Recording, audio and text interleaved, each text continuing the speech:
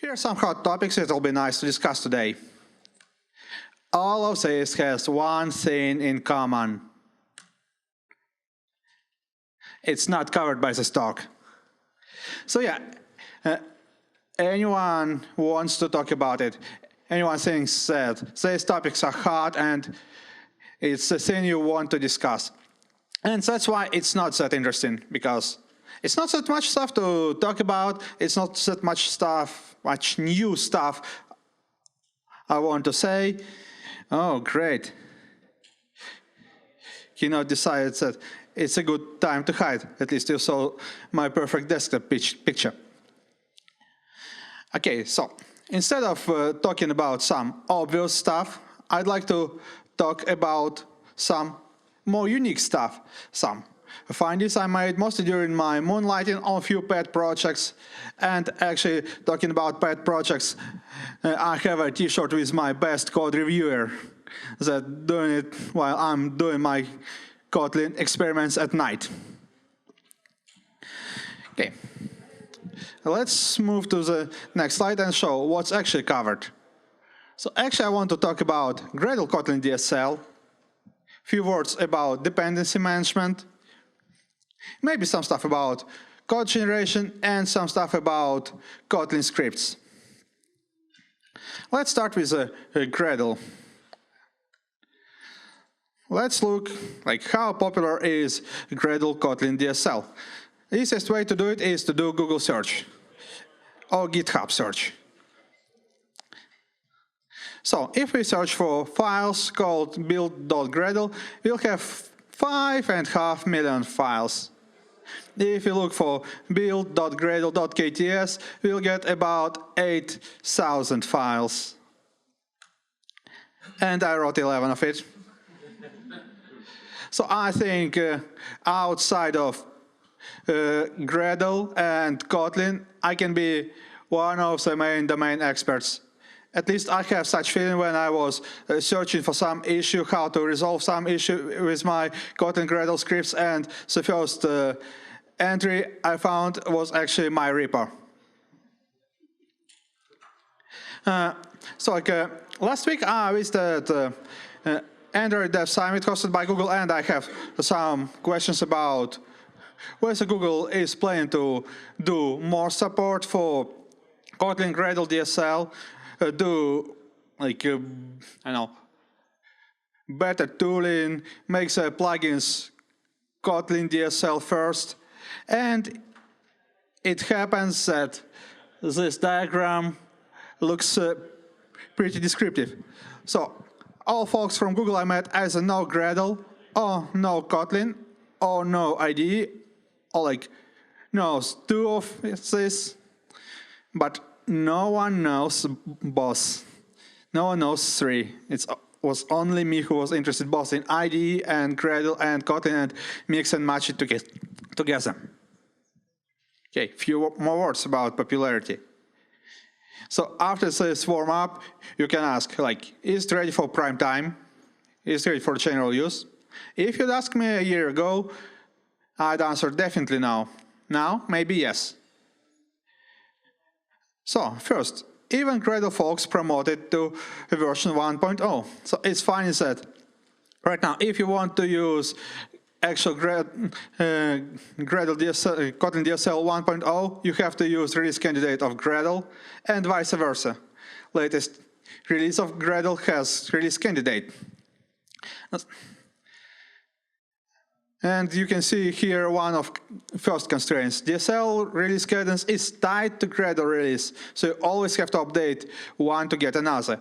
And migration can be problematic because of issues with another plugins.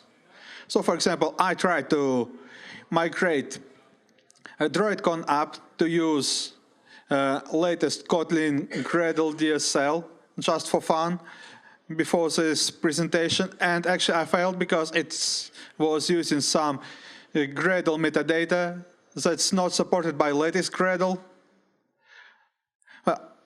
On the other hand, I had enough time to finish my slides.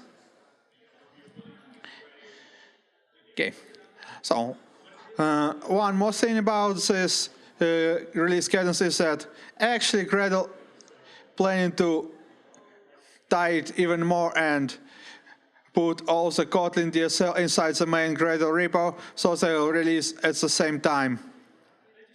Right now it works something like, let's grab the latest build cut. What other good thing we have? Documentation. We really have good documentation starting from Gradle 5.0. They finally migrated everything, so you have nice documents, and you can get for every single example documentation both for Groovy and Kotlin. And you can just imagine, oh, that'll be nice if they'll have magic move inside the repo, so you can see how one stuff will morph into another. So let's do something like this. Let's look how it will morph here. So this one basic example I took just from Gradle documentation. So it's pretty easy build file in Gradle with custom task that's built in Uberchar, and it's not affiliated with my employer. So I like it because it's simple. It has some configuration, it has some custom tasks, and you can do a lot of learning just from this one screen setup. Let's look how it'll look in Kotlin. So pretty much the same. Yeah, magic move did some nice refactoring magic by splitting word type into separate characters to fulfill Kotlin syntax. But let's think that in the next versions we'll have better syntax support here. So you can see here that it's a pretty regular structure for Kotlin build script. And it looks almost the same as Gradle build scripts that you are used to see and used to use if you are not using some other build system like Bach or Bazel or whatever else. You will have here some implication from using non-dynamic language, but you can get used to it pretty soon. So for example, that you need to specify explicitly that this task will produce jar and specify it this way and not other way. Okay, let's look how we can actually get this stuff in our projects. So if you are starting a new project from scratch, you are good. So you just install latest Gradle, install latest Kotlin DSL, and start the project with Kotlin DSL. At least you won't have that much stuff broken. And if something will get broken, that'll be broken only because of you break it just now and you know how to roll it back or how to fix it. And what if you have existing project? So originally there wasn't much documentation about migration to Gradle Kotlin DSL, so I prepared this simple two-step migration guide. First of all, you need to run this clever bash one-liner. I hope it's the last clever bash one-liner. I'm writing this here. So just like move all the Gradle files to be Kotlin files. So next step, you should regret about it. Actually, everything will turn red. Yeah, it's expected because, surprisingly, Kotlin and Groovy are not the same. While you can insert any Java code into Groovy code and it'll be legit Groovy code, Groovy and Kotlin interop are not on the same level yet. So, Gradle documentation states that there are two ways to migrate project. First is to follow my original approach, but maybe do it step by step. While Groovy and Kotlin interrupt it, a bit less smooth, it still interrupts well, and you can rely on this. I'll cover some rough parts you can face during this migration. Another idea is to first improve your Groovy scripts to be more idiomatic, more declarative, and less dynamically typed. By doing this, you will, first of all, make your Gradle files nice just in general, and probably you can get some profit from do it in general, and you'll be ready for the future, ready for some Kotlin. So unfortunately, there's not that nice thing like you have when you have migrating Java to Kotlin source code, when you just copy Java and paste into Kotlin, and IDE says, hey, I see you want to insert some Java. Let's instead insert some Kotlin, and it converts everything for you. No, unfortunately, there's no such magic button, and you have to do some mechanical manual work. And most of it can be covered by actually find and replace in your favorite text editor. So let's talk about my story, how I met with Kotlin and Gradle. So first of all, Verges will work for like 90% of code. And how I started to do it? I really wanted to contribute to Retrograde. It's project started by my ex-colleague Eric Butler. So it's a console game simulator for Android TV, written mostly in Kotlin. So I took a look, like what issues he has open, and one of the issues was a dream to migrate to Kotlin Gradle DSL. So I took a look at it and decided, looks nice and looks interesting, like interesting stuff to play with it. Okay, and down the rabbit hole we go. So most of build scripts were easy convertible just by a few regular expression find and replaces. Just because usually if you have multi-modular project, most of these files and most of these build scripts are just like list of dependencies and list of plugins. And actually syntax here is almost the same. Like the trickiest part is when you are migrating your root project, and here stuff can go a bit rough. And just for the beginning, like one rule of thumb for you. When you are migrating stuff to Gradle, Kotlin DSL, like if you do something wrong, your build will turn red pretty soon. Well, this a good idea of this DSL is that it failed fast. It failed pretty fast, and you won't expect it to fail that fast. At least it's a good thing that Gradle can do really fast. Okay, so when your build is red, start to fix it from topmost error and lock your efforts on it. Usually due to nature of scripts, it'll work because once something is failing, everything down from it can be treated as dirty, and you shouldn't rely on any output from this. Okay. So, let's imagine we do all our regex replaces, so syntax is the same. But we can improve it.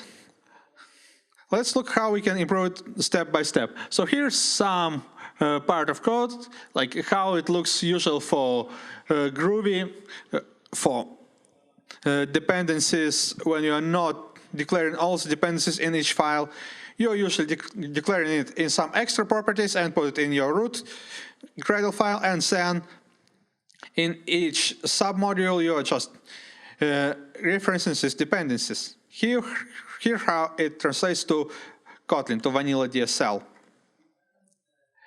Looks a bit weird because every time you need to cast, because all these extra properties are coming from Groovy, and all these extra properties are actually of dynamic nature. So Kotlin, while it's statically typed and while it should be compiled to understand what's going there, and all these types are resolved only in runtime, it can treat it only as of map from any to any. Can we do it better instead of relying on us being good folks and putting only strings here and only maps here? Of course. First of all, we can add another DSL on top of our DSL. So here's the link if you want to take a look like what you can add.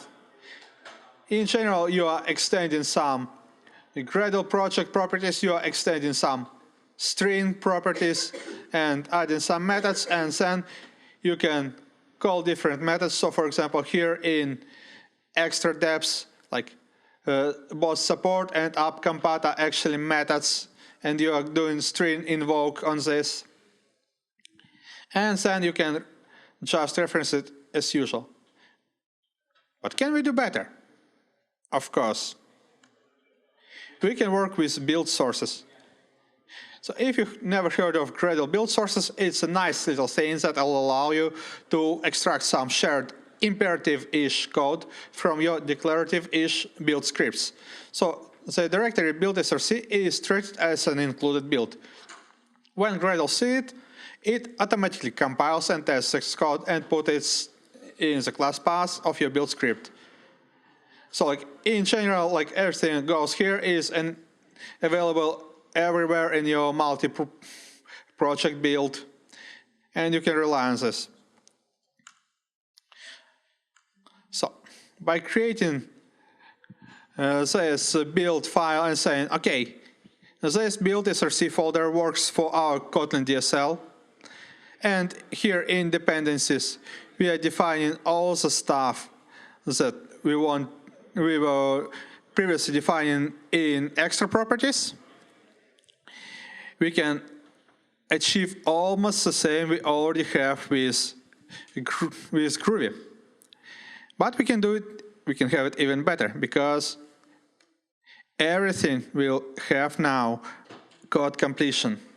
So now everything is statically checked, and like this auto completion can save you just like few minutes or few hours on building your project and looking, oh, this build is red because I just misprinted something. No, now you won't misprint anything just because your IDE will autocomplete everything for you. Okay. So this was a kind of easy part. What's more complicated? Groovy as a dynamic language will allow you a lot, and will put a lot of different syntactic sugar for free, so you can get used to it. Just take a look at this pretty familiar to everyone code. So can you tell what's the difference between these two lines? Looks like almost the same for application ID and minutes decay version. So actually difference is that first one is property and second one is method. And in the first one we are assigning property, in second one we are calling methods. So more canonical code will look like this. We are actually explicitly setting property and explicitly calling function. And this code is already ready to be converted to Kotlin. So it already should be actually valid Kotlin code. So you'll have to desugar a bit all these functions, properties, assignments, and some other things before moving to Kotlin, so it'll save you some time later. Some parts still will require more polish just because of different conventions. Like for example, Groovy can have their properties, like say Boolean property foo, and you can assign it by saying foo equals to true, but Kotlin will require providing Boolean specific accessor is foo, and you are assigning is foo equals to true. What else do you want to do? And what else you can do? You also want to be anti-dynamic, and it's one of the most complicated things you have to do to convert to be 100% Kotlin. I spent few evenings on resolving it, and actually it was resolving resolutions. So here's one more part of pretty innocent code. So yeah, here we are trying to evaluate our projects, and when it's evaluated, we are just assigning and doing something on projects that can do something with Android. What's wrong with it? Why we can't do it easily with Kotlin? Well, in Kotlin you can't just easily check whether there's a property. Of course you can use some nice reflection to get it out of some property or some other field, but actually it'll end up just by you adding more job security, but you get enough job security by introducing Gradle Kotlin DSL. So like for me to find how to port the same code and how to do the same stuff in Kotlin, it took me just down the rabbit hole to Gradle sources. And here's your best friend if you are going to actually set up Kotlin Gradle DSL in some non-trivial project. You like almost have to have this distribution type also. You'll have all the sources locally and you can take a look at it. So for example here, I dive deep into source and look, okay, here's a place when this Android property is actually set up. And this Android property is set up both for library type and application type and test type. And you can go up a level and look like, okay, here we have some base extension Android type. And while it's not documented anywhere, you have it in sources and you can actually use it because it's not any like internal API or something like this. It's just undocumented. But as you know, sources are kind of best documentation. Okay, let's move to the next part of my story. When you can go declarative, do it. So like if you go through modern Gradle guidelines, there's always comparison between declarative and imperative way. And actually, folks at Gradle highly recommend you to go a declarative way, while a lot of folks actually love Gradle because you can do it imperative. Because if you want to go fully declarative, you'll go to use some Maven or something else that'll be pretty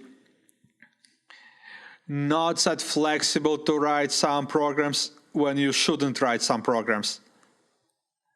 Okay, so when you're writing this code, you can see one of these two pop-ups. So like first pop-up is asking you to sync all Gradle files to rebuild all the Gradle models, and actually it's a bad thing to see and you should avoid seeing it. And the second one is, hey, you have new dependencies available and this is pretty lightweight thing. And you should enable auto reload and get all the stuff. So how we can end up in this state? So here is a usual declarative style, usual imperative style of definition.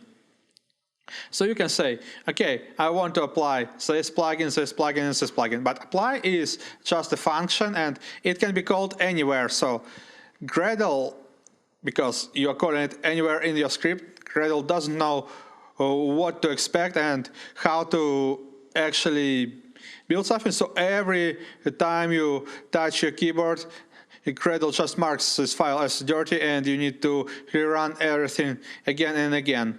So probably if you did some extensive migration or just a project setup, you'll have to sync your file a lot of times. If you go with declarative way of declaring plugins, like it's done here, Gradle puts some restriction on doing it. So you can put this part only in the beginning of your module and it should be the very first thing there. So Gradle can actually easily detect it, easily find it, and easily say, okay, here's the thing I want to call, and I can easily track when this one is changed. So it can update its own models pretty lightweight and help you with moving fast.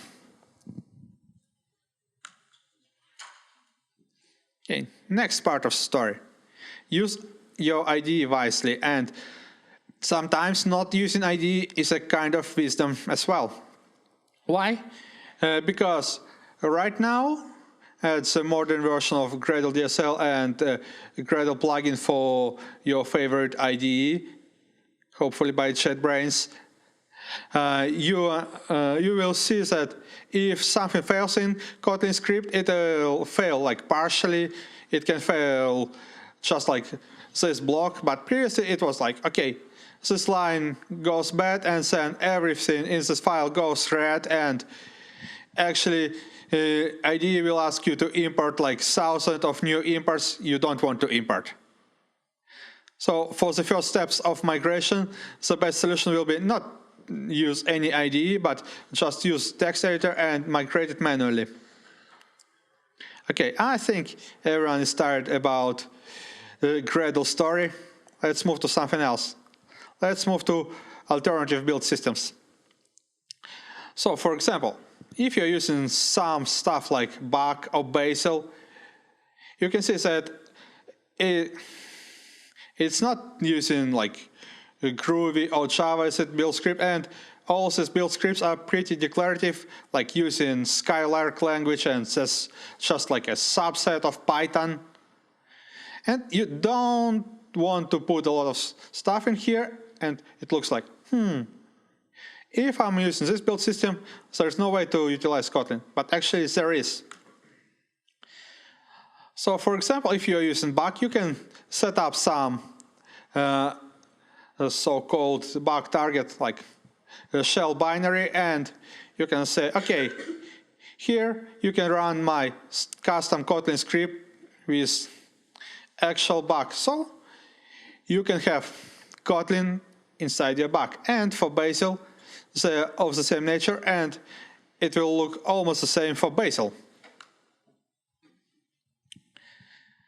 So like, as we are moving to the Kotlin scripts, let's talk, why do we want to have Kotlin scripts in general?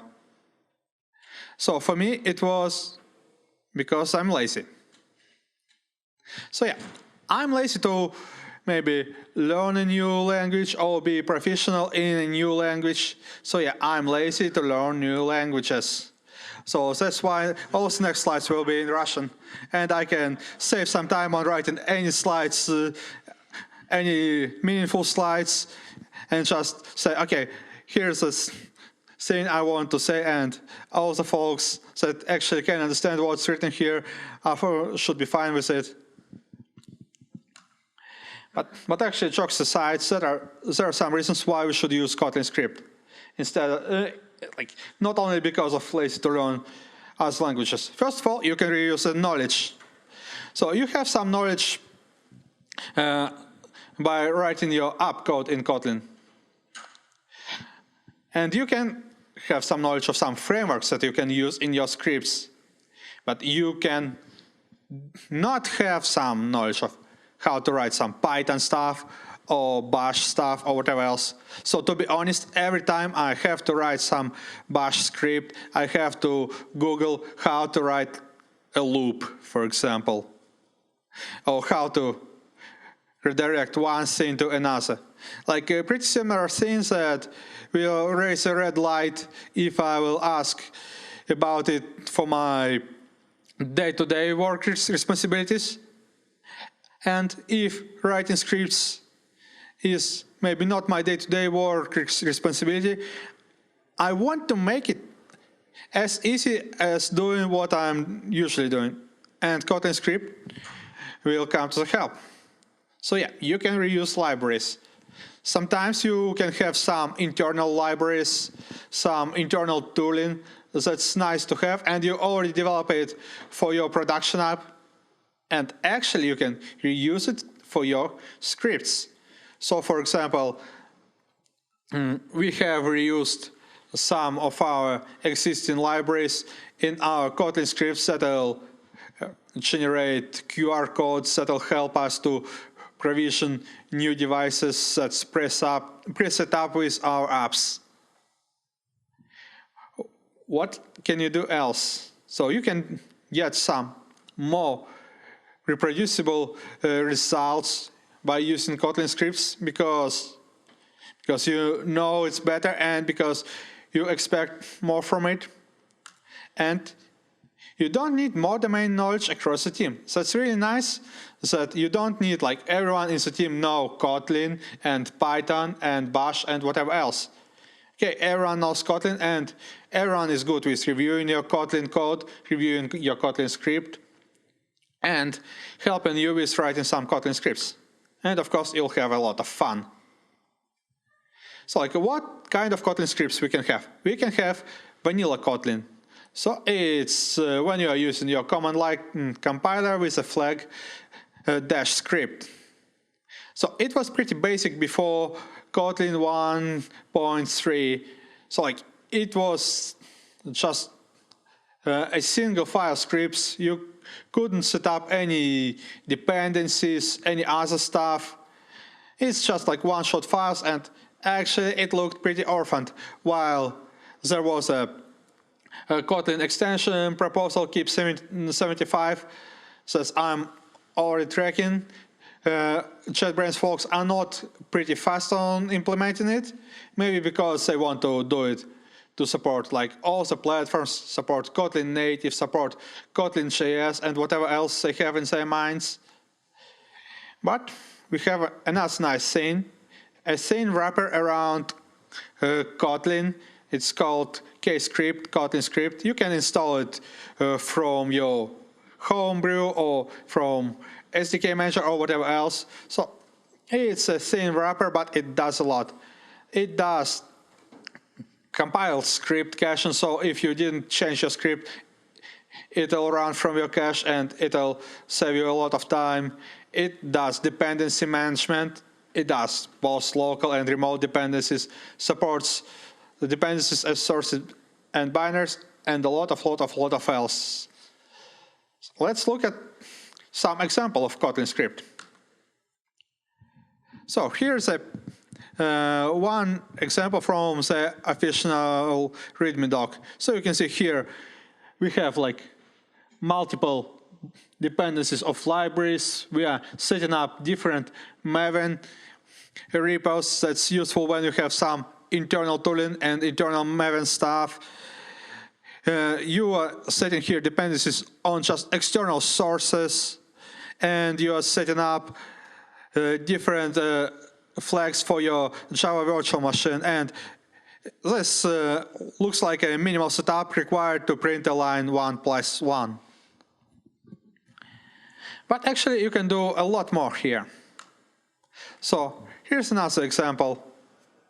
You can use this pretty nice library called clicked that's used for actual command line parsing, so you can get this a pretty good command line tool, command line utility written fully in Kotlin, and don't care that much about parsing arguments, because usually the only thing that was painful when writing some codes that you're running from command line in Java or Kotlin or whatever else is that, okay, in Python, in Bash, in other scripts, you can easily reference all those parameters.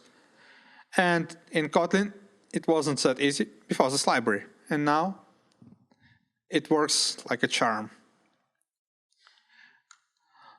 So what other goodies can we get except of pure scripting? First of all, we can get some IDE love for our scripts. Kotlin script can generate temporary project for your Kotlin file, fetch all dependencies, and make your IDE setup. So you'll get your script running in your IDE or in your Android Studio, and you can easily debug it and get it up and running. So it's very helpful, and it's nice to have it if you don't want to write down all your dependencies manually. What else can we have? We can have read, eval, print loop, and Kotlin script is very good for it. You can write kscript -- interactive, and you can get read, eval, print loop just in context of your Kotlin scripts, in context of your Kotlin file. Or, for example, you can have some library of different Swiss knives, for example, some utilities, some mask classes, or whatever else, and you can use it from CLI, and it'll be pretty easy. So, like, what else can you have?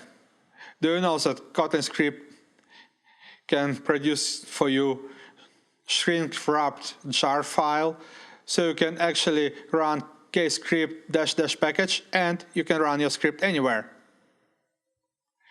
So no one will need to install any dependencies, and this is one of winning point of having scripts in Kotlin compared to Python or Bash, because for all these things, like problem of having all dependencies in place isn't resolved that well. So in general, you'll end up with, okay, I need to set up Docker container and need to provision it via Kubernetes or whatever else. And it's not a good target to have it for one small script. Okay, so actually that's almost it. If you want to read more about Kotlin DSL, because probably I didn't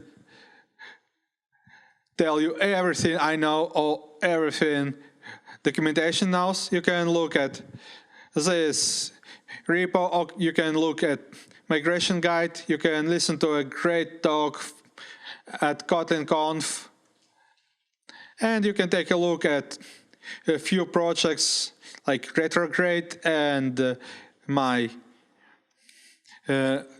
another pet project when I'm solving advent of code problems every December. So these are also fully Kotlin script or Kotlin, and you can have some learnings from it. So thanks for your thanks for listening to this talk, and if you have questions, feel free to ask it.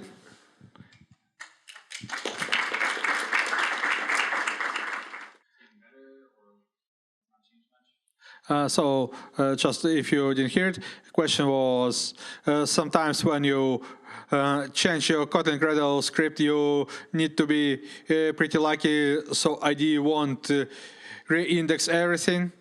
So it's getting slightly better, but anyway, if you are heavily working on your Gradle Kotlin script right now, you should just do it in some regular editor, and it'll go faster with just regular editor and command line compiler.